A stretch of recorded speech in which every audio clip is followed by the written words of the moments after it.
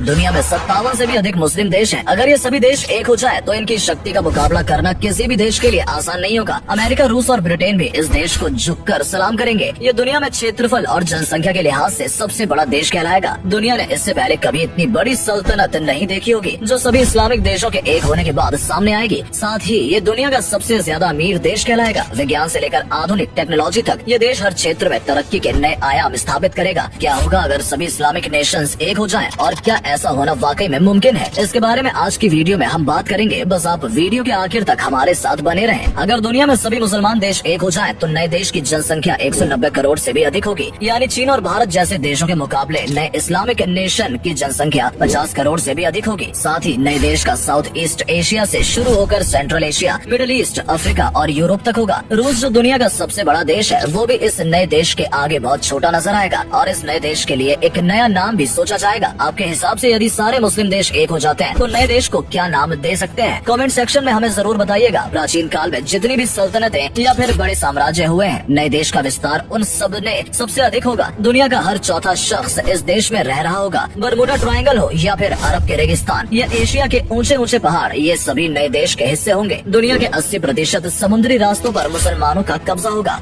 जरा सोचकर देखिए, यदि पाकिस्तान, सऊदी अरब, कुवैत, कतर, मिस्र, यूएई, तुर्की जैसे सभी देश एक हो जाए तो इनकी ताकत कितनी अधिक होगी। इस नए देश की आर्मी दुनिया की सबसे बड़ी और शक्तिशाली आर्मी बन जाएगी। साथ ही आधुनिक हथियार, दमदार टैंक्स, एयरक्राफ्ट्स, फाइटर जेट्स जैसे अनेकों ताकतवर उपकरण इस देश के पास होंगे। ये देश इतना ताकतवर होगा कि अमेरिका, रूस, ब्रिटेन जैसे देश भी थर थर कांपने पर मजबूर हो जाएंगे। दुनिया में अन्य कोई ऐसा देश नहीं होगा जो इस्लामिक देश से पंगा लेने की हिम्मत कर पाए या फिर टक्कर दे सके। हर कोई मुसलमानों के साथ दोस्ती का हाथ आगे बढ़ाएगा। आज भी दुनिया के तमाम देश सऊदी और यूएई जैसे देशों के साथ दोस्ती का हाथ बढ़ा रहे हैं। इसके अलावा दुनिया के अधिकांश तेल और प्राकृतिक गैस के भंडारों पर मुसलमानों का कब्जा होगा और इसी देश से दुनिया के सभी देश पेट्रोलियम प्रोडक्ट्स खरीदेंगे। साथ ही अन्य कई प्राकृतिक संसाधन के भंडार नए देश में मौजूद होंगे। दुनिया में सबसे अधिक सोना भी इसी देश के पास होगा। इस नए देश में 20 करोड़ से अधिक गैर मुसलमान भी रह रहे होंगे। आज के समय में भी करीब 20 करोड़ गैर मुसलमान इस्लामिक देशों में रह रहे हैं, जो नौकरी या फिर रोजगार की तलाश में अपना देश छोड़कर इस्लामिक देशों में आकर बसे हैं। हालांकि बहुत से लोग इन देशों के मूल निवासी भी हैं। जीडीपी के मामले में भी ये देश टॉप पर रहेगा। सभी इस्लामिक देशों की जीडीपी एक कर दी जाए तो चीन और अमेरिका की जीडीपी से भी अधिक होगी। साथ ही अमेरिका के सिर से महाशक्ति का ताज छिन जाएगा और मुसलमान देश दुनिया पर राज करेंगे। पूरी दुनिया को मुसलमानों की ताकत का अंदाजा हो जाएगा। आज भी इस्लामिक देश बेहद शक्तिशाली है, लेकिन बहुत से देशों को अपनी शक्ति का अंदाजा नहीं है और न ही अमेरिका, रूस की तरह ये अपनी शक्ति का गुणगान करते हैं। नए इस्लामिक देश का केंद्र इस्तांबुल, सऊदी अरब, दुबई या फिर लाहौर हो सकता है। खिलाफत उस्मानिया के दौर में इस्तांबुल मुख्य केंद्र हुआ करता था। इससे पहले मिस्र का एम्पायर भी काफी विशाल एरिया में फैला हुआ है। आज दुनिया भर में करीब 40 लाख मस्जिदें हैं। यदि सारे मुसलमान देश एक हो जाएं, तो नए देश में सबसे ज्यादा धार्मिक स्थल होंगे। 30 लाख से अधिक मस्जिदें इस देश में होंगी। पवित्र स्थल मक्का मदीना, जो दुनिया का सबसे बड़ा धार्मिक स्थल है, वो भी इसी देश में होगा। इतिहास के पन्ने पलटकर देखा जाए तो मुसलमानों ने दुनिया भर में हजारों इमारतों का निर्माण कराया है। विश्व भर में प्रसिद्ध ताजमहल और दिल्ली के लाल किला का निर्माण भी मुसलमानों ने ही कराया था। ठीक इसी तरह सभी इस्लामिक देशों में ऐतिहासिक इमारतें भारी मात्रा में मौजूद हैं। नए इस्लामिक देश में सबसे अधिक ऐतिहासिक इमारतें भी होंगी। साथ ही यूनेस्को की सबसे अधिक धरोहर भी इसी देश में मौजूद होगी। ये नया देश वर्ल्ड में सबसे ज्यादा पर्यटकों को अपनी ओर आकर्षित करेगा। आज सबसे अधिक सैलानी दुबई घूमने के लिए आते हैं, लेकिन नए देश में आने वाले सैलानियों की संख्या दुबई के पर्यटकों से भी कई गुना अधिक होगी। एशियाई देशों की अनेकों वाइल्ड लाइफ सेंचुरीज इस देश का हिस्सा होंगी। साथ ही दुनिया की सबसे आधुनिक और ऊंची इमारतें भी इसी देश में होंगी। पूरी दुनिया में सबसे अधिक मल्टीनेशनल कंपनियां इसी देश में होंगी। साथ ही दुनिया का सबसे बड़ा बैंक भी इसी देश का होगा। नए देश की भाषा क्या होगी, इस पर विवाद छिड़ सकता है, लेकिन मुमकिन है कि अरबी भाषा को ही नए देश की राष्ट्रीय भाषा घोषित किया जाएगा, क्योंकि मुसलमानों की कुरान पाक इसी भाषा में लिखी गई है। हालांकि इसके अलावा उर्दू, फारसी जैसी कई अन्य भाषाओं का इस्तेमाल भी इस देश में किया जाएगा। पूरी दुनिया में मुसलमान राजनेताओं की अलग छवि बनकर सामने आएगी। सबसे ताकतवर लीडर्स इसी देश के होंगे। इतने बड़े देश में लोकतंत्र की स्थापना करना बिल्कुल भी आसान नहीं होगा। ऐसे में मुमकिन है कि इस्लामिक हुकूमत के जरिए देश को कंट्रोल किया जाएगा, यानी कि नए देश में डिक्टेटरशिप देखने को मिल सकती है। इस देश में सबसे कड़े रूल्स एंड रेगुलेशन होंगे। पूरा देश शरीयत कानून के हिसाब से चलेगा। यहाँ पर किसी भी अपराध की गुनाह सिर्फ सजाए मौत होगी। दुनिया के सबसे सुरक्षित देशों की सूची में इस देश का नाम टॉप पर रहेगा। मुसलमानों का यह देश विश्व में निवेश का सबसे बड़ा बाजार होगा। दुनिया के तमाम बड़े देश, कंपनियां और व्यापारी निवेश करने करने के लिए इस देश के साथ हाथ मिलाएंगे। इस देश की क्रिकेट की टीम दुनिया की बेस्ट क्रिकेट टीम होगी। एजुकेशन और हेल्थ फैसिलिटीज के मामले में भी ये देश बेस्ट होगा। अनेकों कॉलेज और यूनिवर्सिटीज इस देश में होंगे, जहाँ पर दुनिया के कोने कोने से स्टूडेंट्स शिक्षा प्राप्त करने के लिए आएंगे। इस्लाम धर्म का प्रचार प्रसार भी अपनी चरम सीमा पर होगा। ऐसे में इस बात की भी संभावना होगी कि लोग इस्लाम धर्म से इतना अधिक प्रभावित हो जाएंगे कि स्वयं ही इस्लाम धर्म को अपनाना शुरू कर देंगे। मुसलमानों के सबसे पवित्र स्थलों में से एक इजराइल को भी आजाद कर लिया जाएगा। दुनिया में सबसे अच्छे वैज्ञानिक, साइंटिस्ट, इंजीनियर्स और रिसर्चर्स इसी देश में देखने को मिलेंगे। मॉडर्न टेक्नोलॉजी के मामले में ये देश जापान, चीन, साउथ कोरिया और अमेरिका को भी पीछे छोड़ देगा। लेकिन क्या ये सब इतना आसान होगा जितना सुनने में लग रहा है? क्या वाकई में सभी इस्लामिक देशों का एक होना, मुसलमानों का एक प्लेटफॉर्म पर आना मुमकिन है? वर्तमान समय के हालातों को देखा जाए तो ये बिल्कुल भी आसान नहीं होगा, क्योंकि आज दुनिया के सभी इस्लामिक देशों में एक अलग कल्चर देखने को मिलता है। तुर्की जैसे कुछ इस्लामिक देश काफी मॉडर्न है, तो वहीं सऊदी और यूएई जैसे देशों में शरीयत लॉ लागू होगा, जहाँ के कानून बेहद ही ज्यादा सख्त होंगे। लोगों के खान पान, रहन सहन, बोलचाल, वेशभूषा, परंपराओं भी काफी विविधता है। साथ ही कुछ इस्लामिक देशों में आपसी मतभेद भी है। शिया और सुन्नी को लेकर कई देश आपस में लड़ रहे हैं। सऊदी अरब की ईरान और तुर्की जैसे देशों के साथ बिल्कुल भी नहीं बनती है। नए देश की करेंसी क्या होगी, इस बात पर भी विवाद उत्पन्न हो सकता है। और इतने बड़े देश को आखिर कौन लीड करेगा, ये एक बड़ा सवाल हो सकता है। सभी मुसलमान देशों का एक होने की संभावना तो बहुत कम नजर आती है, लेकिन यूरोपीय यूनियन की तरह ये सभी देश अपनी एक यूनियन या ऑर्गेनाइजेशन जरूर बना सकते हैं, और उस ऑर्गेनाइजेशन का ही काफी अधिक प्रभाव पूरी दुनिया में देखने को मिलेगा। तो दोस्तों, उम्मीद करते हैं आपको हमारी आज की ये वीडियो पसंद आई होगी। आपको क्या लगता है, आने वाले समय में सभी इस्लामिक देश एक हो सकते हैं? और अगर ये देश एक हो जाए तो दुनिया में इसका क्या असर देखने को मिलेगा?